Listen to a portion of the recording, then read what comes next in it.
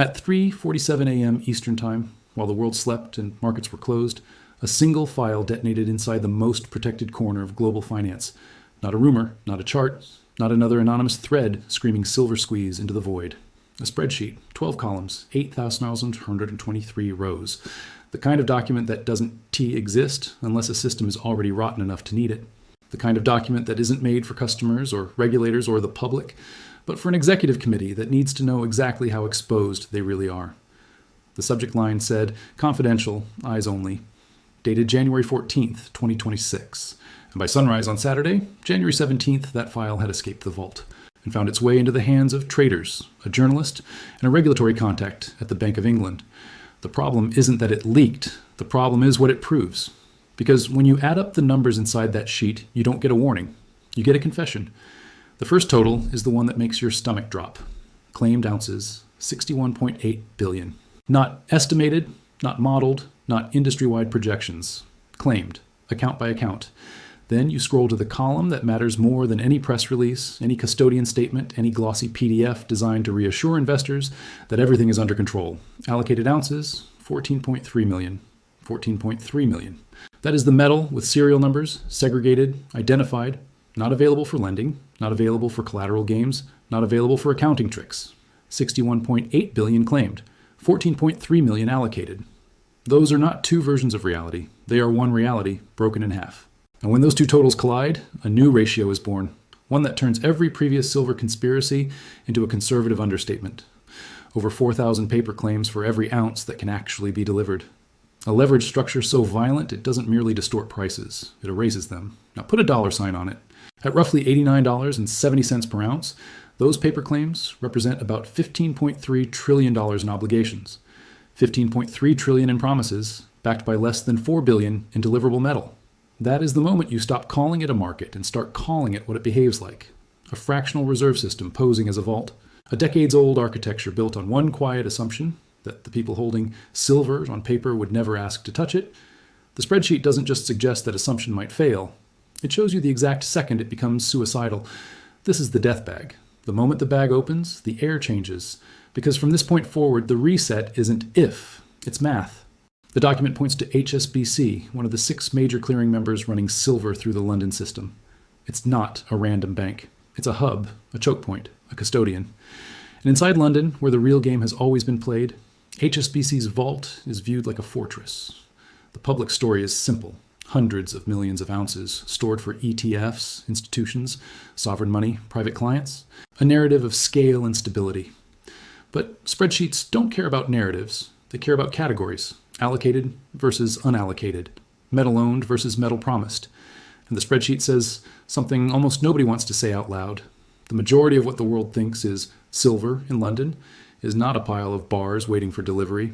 It's a pool of claims managed like a bank manages deposits. Unallocated is the word that changes everything. Unallocated means you are not the owner of specific bars. You are a creditor. You have exposure, not possession. The bank owes you silver the way a bank owes you cash, until enough people show up at once and the door locks from the inside. In this leak, the unallocated pool is enormous, and the claims against it are monstrous. You can do the division until your calculator begs you to stop, but the conclusion doesn't change. The system only works when people behave. It works when they trade paper. It works when they roll positions. It works when they trust the abstraction. And here S, where it gets more dangerous than the typical unallocated risk explanation you can have heard 100 times. The leak doesn't stop at customer accounts. It includes external derivative exposure. Futures, swaps, forwards, bilateral contracts sold off exchange, obligations that don't show up where the public can easily see them. This is the shadow book, the invisible layer, the part that lets institutions manufacture supply with signatures, then hand the risk to someone else, then pretend the metal still exists somewhere behind the curtain. When you add that exposure to the account claims, the obligations balloon into a number so large it stops feeling like ounces and starts feeling like gravity. If you want this channel to keep cutting through the noise and turning these leaks into real understanding, hit like right now. Not because it helps the algorithm, but because it forces these conversations into more feeds, more screens, and more minds before the Monday open. The entire system depends on silence and confusion. The fastest way to break that advantage is to make sure the truth travels farther than the press release. So why does the ratio explode from insane to catastrophic? Because not all vault inventory is available inventory. That distinction is the knife in the dark. The spreadsheet shows that a massive chunk of the silver inside the vault is held on behalf of an ETF, metal that is legally owned by the trust, not the custodian. On paper, the vault looks full. In reality, the vault is already spoken for. The bank is standing inside someone else's warehouse, pointing at someone else's property, and using it to project confidence. When you subtract the silver that cannot be touched to meet the bank's own obligations, the number of ounces that remain as available collapses. And then you discover the part that takes the story from leverage into horror: leasing and repo activity. Leasing is the practice that makes the vault feel like it's simultaneously full and empty. The bank lends silver out to miners, industrial users, other financial institutions. The borrower sells it into the market, gets cash, and owes equivalent ounces back later. That phrase is where the trap is hidden. Equivalent ounces are not the same bars. Equivalent ounces are not sitting in your vault. Equivalent ounces are a future hope. And when the market is calm, that hope looks like a business model. When the market panics, it looks like a hole in the floor. According to the leaked tab, a staggering amount of the available silver has already been lent out.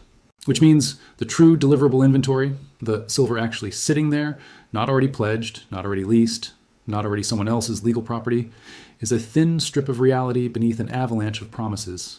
The math becomes brutal. Obligations in the tens of billions of ounces. Deliverable physical in the tens of millions. And when you divide the two, you don't get a ratio you can manage. You get a ratio you can only survive by preventing delivery. That's where the 4,000 to 1 average emerges across the major bullion banks. Some slightly better, some worse. HSBC, according to this model, sits near the edge of the cliff. But the point isn't one institution. The point is the machine. Because this is how the London system has functioned for half a century.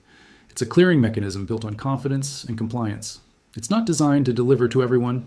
It's designed to net out claims, roll forward exposure, and keep price discovery trapped inside paper. The moment a leak forces the public to see the true structure, the system doesn't merely wobble. It starts calculating how to ration reality. Here is the part that matters most, because it's the part you can't manage with statements and spin. This is why the leak is different from every other warning. Before, analysts could argue about estimates. They could debate rumors. They could dismiss it as doom content. But a spreadsheet with account rows and inventory columns is not a vibe. It's evidence. And evidence changes the psychology of the crowd.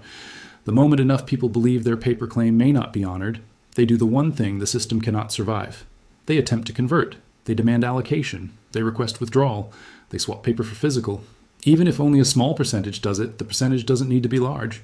In a 4,000 to 1 structure, it only needs to be real. And now the question becomes inevitable. What resets a system like this without collapsing it into disorder? There are only two exits. One is default, which is chaos. Frozen redemptions, delays, subject to metal availability, 1,000 polite phrases hiding the same truth. The other is repricing, which is controlled violence, raising the price until most claim holders voluntarily forfeit, accept cash, or exit. That is how fractional reserve stress is relieved in commodities. You don't magically create metal. You destroy demand. You pay people to leave. So here's the thought that should haunt you, because it turns silver investing into something far bigger than a trade. If the only way to keep the system alive is to raise the price high enough to force surrender, then what is silver's true price? Is it the number on a screen today, built on leverage and confidence? Or is it the number required to reconcile reality when confidence fails? And if the market has been engineered for decades to prevent that reconciliation, what happens to every other asset priced off the same kind of paper illusion when the public finally demands delivery of something that cannot be delivered? Once you accept that the system must clear, the rest becomes arithmetic dressed as drama. The price doesn't rise because everyone suddenly loves silver. The price rises because the system is trying to buy time with money. It rises because the gap between claims and metal is so extreme that the only stabilizer left is higher and higher prices that push weaker hands to exit. In that world, the top isn't a number you choose because it feels high. It's a number the system discovers under pressure. And when paper starts liquidating, when redemptions slow, when delivery schedules stretch, when premiums detach from spot, the old benchmark becomes irrelevant. The physical market becomes the market. Everything else becomes a shadow.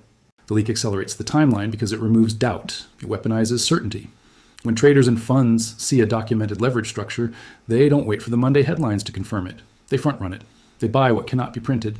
They sell what can. They don't need everyone to panic. They just need enough people to do the obvious thing at the same time. And that is what breaks a fractional reserve. Not mass hysteria, but synchronized rationality.